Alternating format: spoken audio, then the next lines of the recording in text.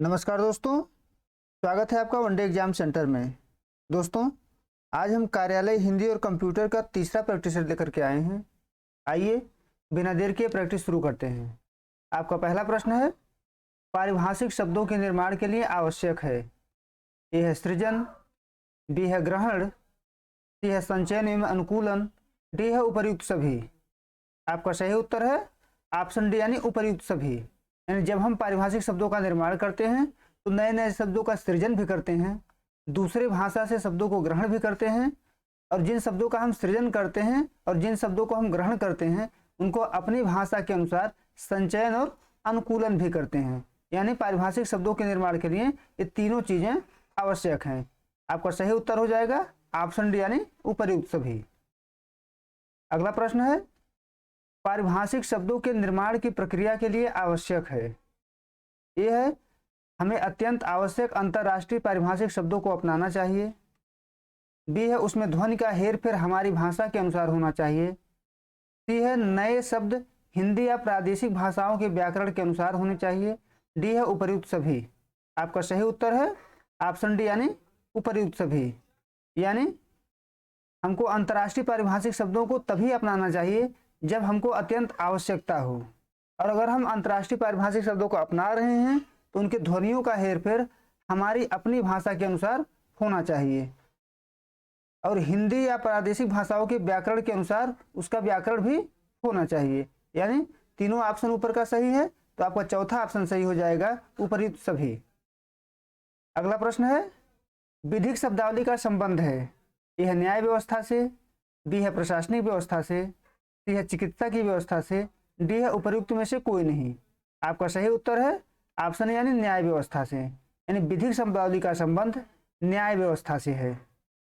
अगला प्रश्न है, कार्यालय हिंदी में प्रयुक्त शब्द कौन है। यह है सेवा व्यवधान, बी है निवेश अधिकारी, सी है स्वीकृति, और डी है उपर्युक्त सभी। आपका सही उत्तर है ऑप्शन डी यानी उपर्युक्त सभी। यानी सेवा व्यवधान, निवेश अधिकारी और स्वीकृति तीनों शब्द जो है वो कार्यालय हिंदी में प्रयुक्त किया जाता है। अगला प्रश्न है, निम्नलिखित में पारिभाषिक शब्दावली की विशेषता है। यह अनेकार्थी होना, बी है पर्यायवाची होना, सी है निश्चित अर्थ होना, डी है उपर्युक्त में से कोई नहीं। आपका सही उत्तर है ऑप्शन सी यानी निश्चित अर्थ होना। यानी पारिभाषिक शब्दावली की जो अर्थ होती है वह निश्चित होती है। पारिभाषिक शब्दावली दोस्तों अनेकार्थी नहीं होता है, उसका हमेशा एक ही अर्थ होता है, उसका कोई पर्यायवाची भी नहीं होता है। तो आपका उत्तर सी सही हो जाएगा, निश्चित अर्थ होना। अगला प्रश्न है, निम्नलिखित में से कौन पारिभाषिक शब्द है। ए है परित्याग, बी है कार्यालय, सी है अनुदान, डी है उपर्युक्त सभी। आपका सही उत्तर है ऑप्शन डी यानी उपर्युक्त सभी। अगला प्रश्न है, कार्यालय हिंदी का उद्देश्य क्या है। यह साहित्य के क्षेत्र में हिंदी का प्रसार, बी है कला के क्षेत्र में हिंदी का प्रसार, सी है राजकाज तथा प्रशासन के क्षेत्र में हिंदी का प्रसार, और डी है उपर्युक्त में से कोई नहीं। आपका सही उत्तर है ऑप्शन सी यानी राजकाज तथा प्रशासन के क्षेत्र में हिंदी का प्रसार। यानी कार्यालय हिंदी का उद्देश्य राजकाज और प्रशासन के क्षेत्र में हिंदी का प्रचार प्रसार करना होता है। अगला प्रश्न है, वैज्ञानिक एवं तकनीकी शब्दावली आयोग किस मंत्रालय के अंतर्गत काम करता है। यह है शिक्षा मंत्रालय, बी है गृह मंत्रालय, सी है वित्त मंत्रालय, डी है विज्ञान एवं प्रौद्योगिकी मंत्रालय। आपका सही उत्तर है ऑप्शन यानी शिक्षा मंत्रालय। यानी वैज्ञानिक एवं तकनीकी शब्दावली आयोग शिक्षा मंत्रालय के अंतर्गत काम करता है। दोस्तों, वैज्ञानिक एवं तकनीकी शब्दावली आयोग का गठन राष्ट्रपति के आदेश के द्वारा 1961 में किया गया था। अगला प्रश्न है, पारिभाषिक शब्दावली की विशेषता है। यह विशिष्ट क्षेत्र में एक विशिष्ट अर्थ की अभिव्यक्ति, बी है अर्थ की सुनिश्चितता, सी है मूल या रूढ़ होना, डी है उपर्युक्त सभी। आपका सही उत्तर है ऑप्शन डी यानी उपर्युक्त सभी। यानी जो पारिभाषिक शब्द होते हैं वो विशिष्ट क्षेत्र में विशिष्ट अर्थ प्रदान करते हैं, उनका जो अर्थ होता है वह सुनिश्चित होता है, और शब्दों के साथ और संकल्पनाओं के साथ उनका जो अर्थ होता है वह मूल या रूढ़ होता है। यानी ऊपर के जो तीनों ऑप्शन हैं तीनों के तीनों पारिभाषिक शब्दावली की विशेषता बता रहे हैं। यानी ऑप्शन डी सही हो जाएगा, उपर्युक्त सभी। अगला प्रश्न है, निम्नलिखित में से कार्यालय हिंदी का उद्देश्य क्या है। यह बहुसंख्यक वर्ग तक शासन की नीतियों को सहज रूप में पहुंचाना। बी है सामान्य नागरिकों को उनके अधिकारों के प्रति जागरूक करना। सी है शासन और जनता के बीच संबंध स्थापित करना। डी है उपर्युक्त सभी। आपका सही उत्तर है ऑप्शन डी यानी उपर्युक्त सभी, क्योंकि तीनों जो है ए बी सी तीनों ऑप्शन में जो ऑप्शन दिए गए हैं ये तीनों जो हैं कार्यालयी हिंदी के उद्देश्य बता रहे हैं। अगला प्रश्न है निम्न में से कौन समास प्रक्रिया से निर्मित पारिभाषिक शब्द है? ए है ग्राम पंचायत, बी है आकाशवाणी, सी है घोषणा पत्र, डी है उपर्युक्त सभी। आपका सही उत्तर है ऑप्शन डी यानी उपर्युक्त सभी। दोस्तों समास प्रक्रिया में शब्दों का निर्माण दो शब्दों को आपस में जोड़कर किया जाता है। जैसे यहाँ ग्राम पंचायत है तो ग्राम और पंचायत को आपस में जोड़ा गया है। आकाशवाणी में आकाश और वाणी को आपस में जोड़ा गया है। घोषणा पत्र में घोषणा और पत्र को आपस में जोड़ा गया है। इन तीनों जो है समास प्रक्रिया से निर्मित शब्द है, इसलिए सही उत्तर हो जाएगा उपर्युक्त सभी यानी ऑप्शन डी। अगला प्रश्न है अर्ध पारिभाषिक शब्द है। यह जिन शब्दों की कोई तकनीकी पक्ष समाहित नहीं होता। बी है ऐसे शब्द जिनका प्रयोग सामान्य अर्थ में होता है। सी है यह शब्द सामान्य और पारिभाषिक शब्दों के बीच के शब्द होते हैं। डी है इनमें से कोई नहीं। आपका सही उत्तर है ऑप्शन सी यानी यह शब्द यानी अर्ध पारिभाषिक शब्द सामान्य और पारिभाषिक शब्दों के बीच के शब्द होते हैं, क्योंकि अर्ध पारिभाषिक शब्दों को कभी सामान्य शब्द के रूप में भी प्रयोग किया जाता है और कभी कभी पारिभाषिक शब्दों के रूप में भी प्रयोग किया जाता है। अगला प्रश्न है निम्नलिखित में से कौन उपसर्ग प्रक्रिया से निर्मित पारिभाषिक शब्द है? यानी उपसर्ग प्रक्रिया से निर्मित पारिभाषिक शब्द कौन है? ए है अधिकार, बी है प्रबल, सी है अनुबंध और डी है उपर्युक्त सभी। आपका सही उत्तर है ऑप्शन डी यानी उपर्युक्त सभी।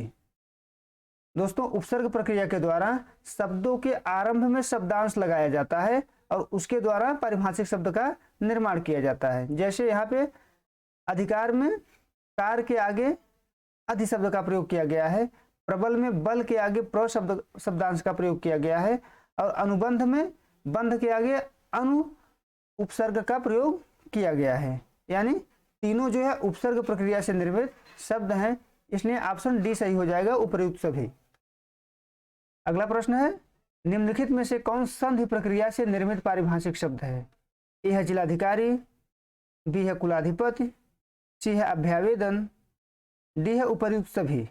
आपका सही उत्तर है ऑप्शन डी यानी उपर्युक्त सभी।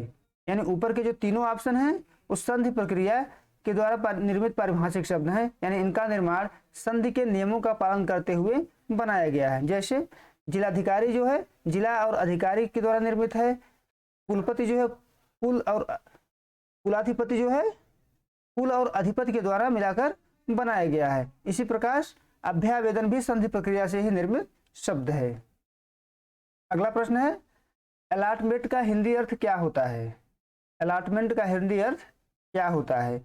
ए है आवंटन, बी है प्रबंधन, सी है अनुबंध और डी है अनुलग्नक। आपका सही उत्तर है ऑप्शन यानी आवंटन। यानी अलॉटमेंट को हिंदी में आवंटन कहा जाता है। अगला प्रश्न है कार्यालयी हिंदी है। यह कार्यालयों में प्रयुक्त हिंदी, बी है सिनेमा में प्रयुक्त हिंदी, सी है साहित्य में प्रयुक्त हिंदी और डी है उपर्युक्त में से कोई नहीं। आपका सही उत्तर है ऑप्शन ए यानी कार्यालयों में प्रयुक्त हिंदी। यानी कार्यालय हिंदी जो है वो कार्यालयों में प्रयुक्त हिंदी है, यानी जो हिंदी कार्यालयों में प्रयोग की जाती है वही हिंदी कार्यालयी हिंदी है। अगला प्रश्न है एलोवांश का हिंदी अर्थ क्या होगा? ए है भत्ता, बी है आरोप, सी है संशोधन और डी है असंगति। आपका सही उत्तर है ऑप्शन यानी भत्ता। यानी एलोवांश को हिंदी में भत्ता कहा जाता है, जैसे महंगाई भत्ता हो गया, तो एलोवांश का हिंदी अर्थ होता है भत्ता। अगला प्रश्न है हिंदी दिवस किस दिन मनाया जाता है? यह है 11 जून, बी है 14 सितंबर, सी है 18 दिसंबर और डी है 10 अक्टूबर। आपका सही उत्तर है ऑप्शन बी यानी 14 सितंबर। यानी दोस्तों हिंदी दिवस 14 सितंबर को मनाया जाता है और 14 सितंबर को मनाए जाने का कारण है कि 14 सितंबर 1949 को हिंदी को राजभाषा के रूप में स्वीकार किया गया था। अगला प्रश्न है भारतीय संविधान के किन अनुच्छेदों में राजभाषा संबंधी प्रावधानों का उल्लेख है? यह अनुच्छेद 343 से 351, बी है 315 से 335, सी है 311 से 340 और डी है 300 से 320। आपका सही उत्तर है ऑप्शन ए यानी 343 से 351, यानी भारतीय संविधान के 343 से 351 नंबर अनुच्छेद में राजभाषा संबंधी प्रावधानों का उल्लेख है और यह अनुच्छेद दोस्तों भारतीय संविधान के भाग 17 में निहित हैं। अगला प्रश्न है, भारत में हिंदी किस वर्ग में है? ए है राजभाषा, बी है विभाषा, सी है लोक भाषा और डी है तकनीकी भाषा। आपका सही उत्तर है ऑप्शन ए राजभाषा, यानी भारत में हिंदी जो है राजभाषा वर्ग में है, यानी हिंदी को राजभाषा के रूप में स्वीकार किया जाता है।